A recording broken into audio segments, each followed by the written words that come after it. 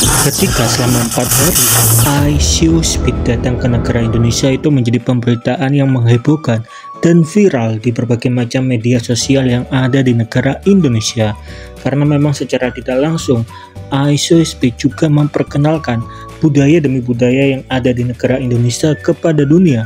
Karena pada live streaming tersebut ditonton sampai puluhan juta kali, teman-teman, oleh orang semua yang ada di dunia ini, dan itu akan selalu tersimpan di media sosial YouTube, bahkan bisa dilihat ulang oleh orang-orang yang mengikuti kegiatan yang dilakukan oleh ISO Speed.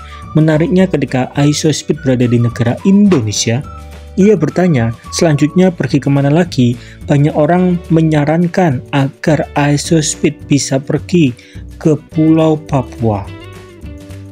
Ini menjadi hal yang cukup menarik ya teman-teman, karena memang nama dari Papua sangat jarang diekspos oleh orang-orang yang ada di negara Indonesia, tetapi bukan berarti mereka tidak diakui, teman-teman.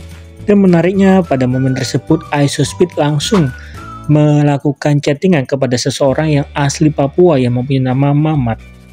Dan chattingan ini seperti mengajak kolaborasi, teman-teman. Hal itu sama persis ketika ISO Speed melakukan chattingan dengan Medi Renaldi dengan mengatakan "You bro".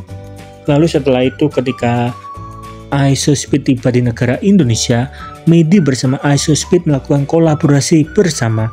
Jadi ketika ISO Speed melakukan chattingan kepada Mamat, memang dibenarkan ia berencana untuk pergi ke Pulau Papua, dan itu menjadi hal yang dinanti-nantikan oleh banyak orang. Tapi siapa sangka pada hari sebelumnya, ISO Speed ketika berada di kota Yogyakarta mengatakan hari terakhir di negara Indonesia. Padahal Speed pernah mengatakan ia ingin pergi ke Papua, tapi setelah itu ia mengatakan hari terakhir di negara Indonesia. Ketika itu terjadi, komentar dari masyarakat hampir sama, Jogja rusuhnya nggak ketolong. Hal itu terjadi akibat rasa antusias yang berlebihan dari anak muda yang ada di Yogyakarta ketika melihat ISO Speed tiba di kota Yogyakarta ya teman-teman. Memang itu menjadi hal yang sangat disayangkan, bahkan sampai-sampai masyarakat Indonesia mulai mengulik lebih dalam, karena pada awalnya ISO Speed mengatakan alasan kenapa saya tidak akan pernah kembali ke negara Indonesia.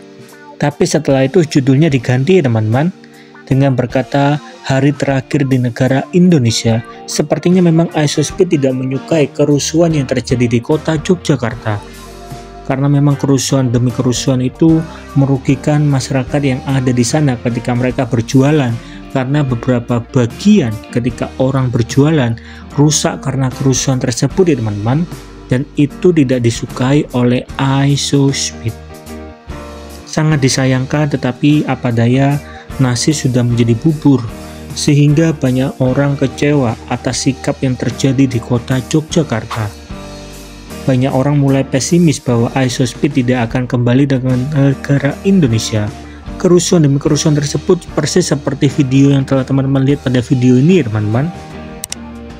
Banyak sekali anak muda yang berlarian mengejar ISO Speed, sampai-sampai barang dagangan orang yang jualan di sana merusak ya teman-teman, atau hancur.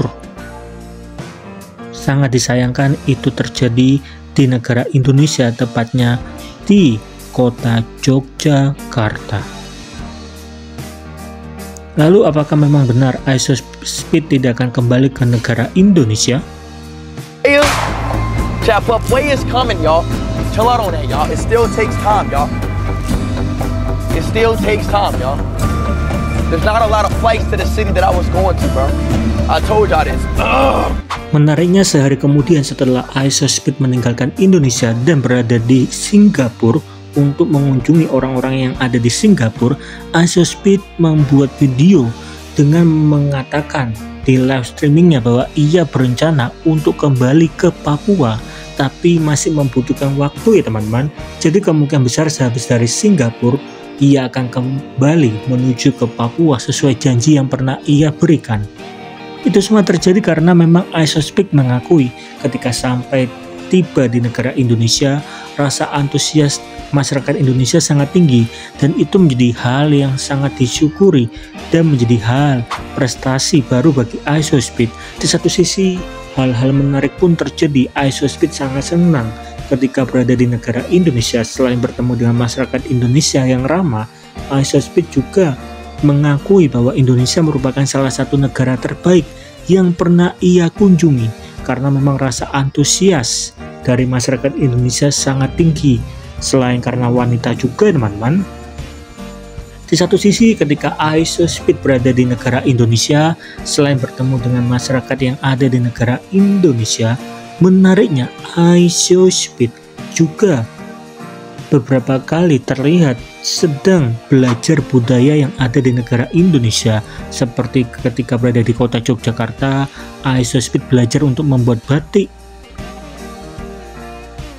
Di satu sisi, Isospeed juga belajar dengan memakai pakaian khas Yogyakarta dengan kata-kata monggo, yaitu kata-kata yang sangat sopan, yang ciri khasnya sangat kental di daerah Jawa Tengah, ya teman-teman.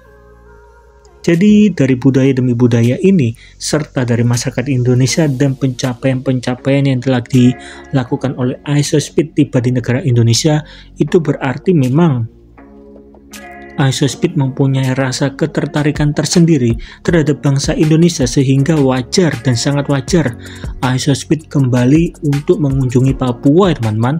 Mungkin dalam hitungan hari lagi, jadi teman-teman bisa stay tune terus. Tapi menariknya, walaupun ada sisi positifnya, tetap ada sisi negatifnya. Ketika Isospeed berada di kota Yogyakarta, kerusuhan demi kerusuhan terjadi. Bahkan teman-teman melihat ya teman-teman, barang orang yang jualan harus hancur karena terlindas, bahkan diinjak oleh anak muda yang ada di sana.